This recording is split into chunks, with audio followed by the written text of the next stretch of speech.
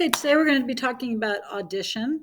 And if we were able to get through this part of the presentation, just have the substitute, fast forward to where we left off. So I'm going to start with the beginning though. And basically, audition is hearing.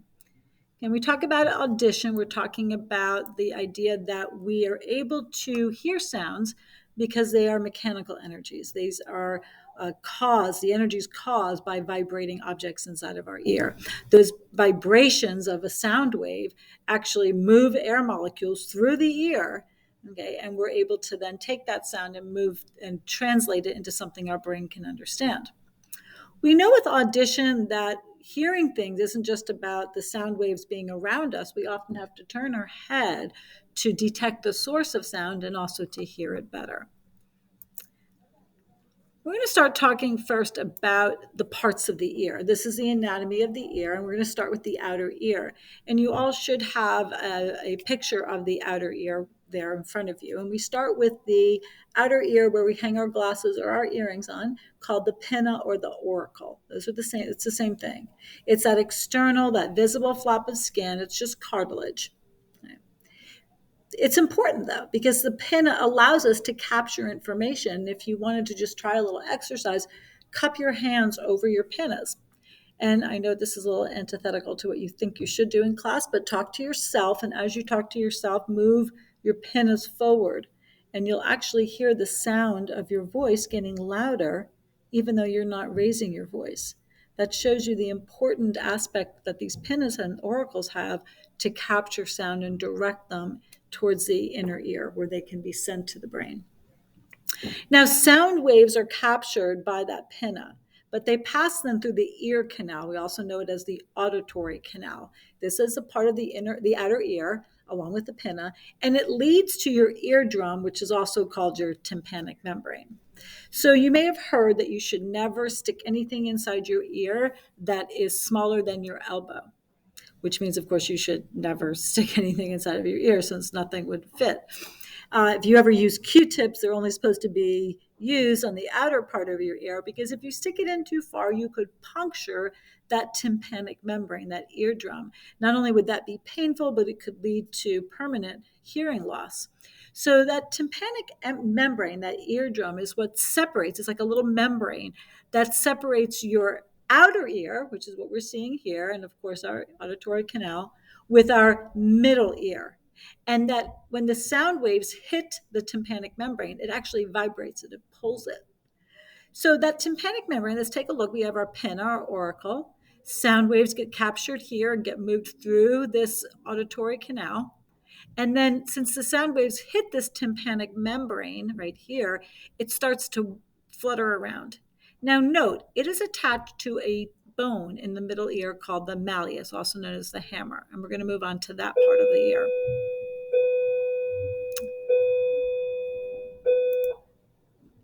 Okay, so moving on to that part of the ear. Okay, in our middle ear contains three of the tiniest bones in our body. They are collectively called the ossicles. So the three bones together are called the ossicles. They are the hammer, the anvil, and the stirrup. And they were so named because they actually take on the shape of a hammer, an anvil, and a stirrup. They're also known by their Latin names, the malleus, the incus, and the stapes. And they vibrate with the reception of sound because the membrane, that tympanic membrane, the eardrum, will pull on the hammer. It's attached to the hammer and it pulls on the hammer when it gets vibrated. And it takes that sound wave and it conducts it, it moves it through the middle ear. So the hammer gets moved by the tympanic membrane.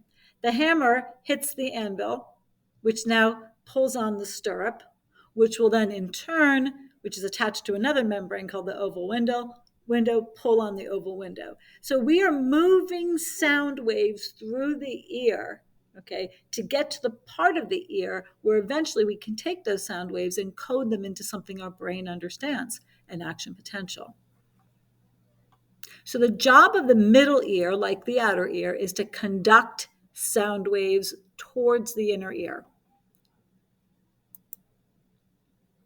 So again, that stirrup, which is the third of the tiniest bones, pulls on another membrane called the oval window. Okay, it kind of looks like an oval window. It's small, of course.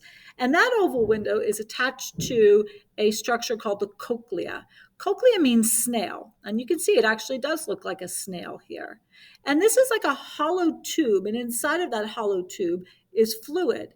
And on a little membrane, a sticky membrane inside the hollow tube, are little hair cells attached to that basilar membrane called cilia. And they kind of like wave back and forth in response to the pulling on the cochlea. And those cilia are these little hair cells. Are like photoreceptors in the eye. They're like the rods and the cones. They actually take the information, the sound wave information. It goes through transduction here in the cilia, and they turn it into a neural energy, an action potential that then gets sent out to the thalamus through this nerve here, the cochlear nerve. Okay, so we are here in the inner ear where transduction is going to take place. So that stirrup, we have the hammer, the anvil, and the stirrup. When that stirrup or the stapes pulls on the oval window, that leads into the cochlea, that fluid-filled structure that contains that sticky basilar membrane, which contains those little hair-like structures called cilia. So when the cilia move around, that process of transduction, turning physical energy into neural impulses, is going to occur. And depending on where the cilia are in the cochlea, it's going to transmit a different amplitude, a different intensity of sound to the brain, but also a different pitch to the brain.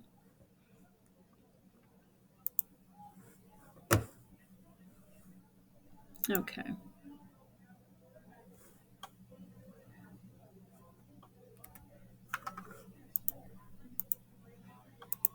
Oops, let me go backwards here.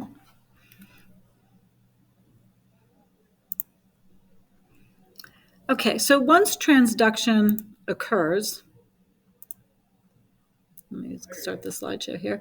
Once transduction occurs, those neural impulses are going to be directed towards the brain through the auditory nerve. And we've talked about a nerve from the eye called the optic nerve. Well, this is just simply the auditory nerve. Okay.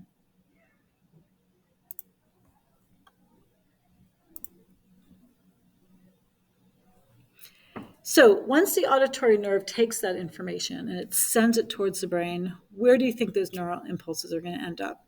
Remembering this is a sensation that's going to go to the eventually temporal lobe, right, the auditory cortex. But before they go there, where do they have to visit? And the answer is, of course, the thalamus. Okay. That thalamus, that is our sensory relay station. Auditory signals go there, visual signals go there, our touch, our somatosensory signals go there.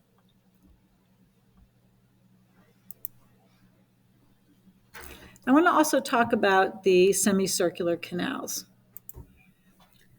So the semicircular canals are structures in the inner ear, but they have nothing to do with hearing. Like the cochlea, they are hollow and they're filled with fluid and they have cilia. But instead of information being transduced and sent to the thalamus to be processed by the auditory cortex, the semicircular canals gather information about where your head is relative to gravity. And that's what we call our vestibular sense. And if you remember, we talked about our cerebellum, okay? And our cerebellum also handles balance. So some of the information gets sent to the cerebellum about where our head is relative to gravity. But we will spend some more time in the next presentation discussing our vestibular sense. Do you want to mention, though, these semicircular canals, because they're often tested on the AP exam, so to make sure you know the difference between semicircular canals, which transmit information about your head space, versus the cochlea, which sends information about hearing, your auditory information. Okay, let's talk about, again, those characteristics of sound. We've talked about it briefly, but remember frequency. When we talk about frequency, it corresponds to the pitch you're going to hear. And when we talk about amplitude, it corresponds to how loud the noise is going to be. So this is just a review of what we've already looked at earlier. So how do we hear different frequencies? I mean, we have cilia, they're in our cochlea. I mean, how does it know to send a high pitch or a low pitch sound to the brain? So there's a couple of different theories about it. And while I don't expect you to memorize these theories, you should recognize that these are theories about how we hear pitch. The first theory is called the place theory, and it basically says depending upon where in the cochlea the cilia gets moved around, okay, that's going to determine the pitch that is sent to the brain. So differences in frequency or pitch result from stimulation of different areas of the basilar membrane.